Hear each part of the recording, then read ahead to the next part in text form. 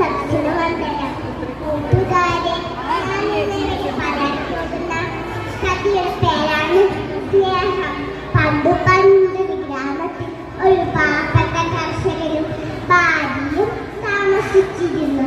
അങ്ങനെ ഒരു ദിവസം കർഷകൻ തന്റെ വീട്ടിലേക്ക് ഭക്ഷണം കഴിക്കാൻ പോയി. ഭക്ഷണം ഇങ്ങനെ കഴിച്ചുകൊണ്ടിരിക്കുന്ന സമയത്ത് വീട്ടുപടിക്കൽ ആരോ വന്ന് വിളിക്കുന്ന ശബ്ദം കേട്ടു. ഏയ്, ആരുമില്ല ഇവിടെ?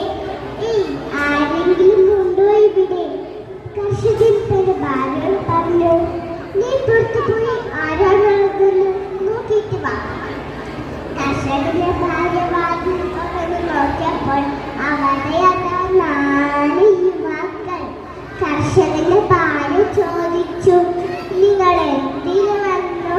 നിങ്ങൾ ആരൊക്കെയാണ്?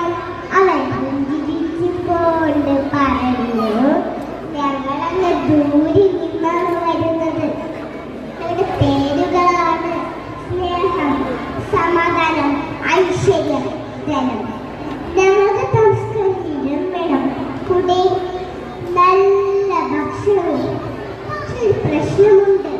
എന്താ? കർഷകന്റെ ഭാര്യ ചോദിച്ചപ്പോൾ ഞങ്ങളെ ഒരാളെ മാത്രം നിങ്ങൾക്ക് വീട്ടിലെത്തേക്ക് കയറ്റാൻ പറ്റത്തുള്ളൂ.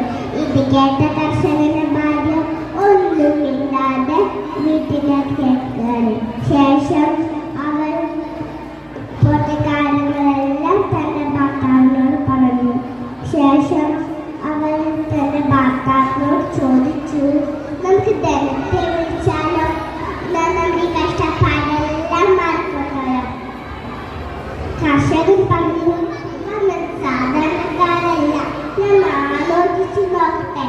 കുറച്ചു നേരത്തെ ആലോചന ശേഷം കർഷകൻ തന്റെ ഭാര്യയോട് പറഞ്ഞു, ആ 4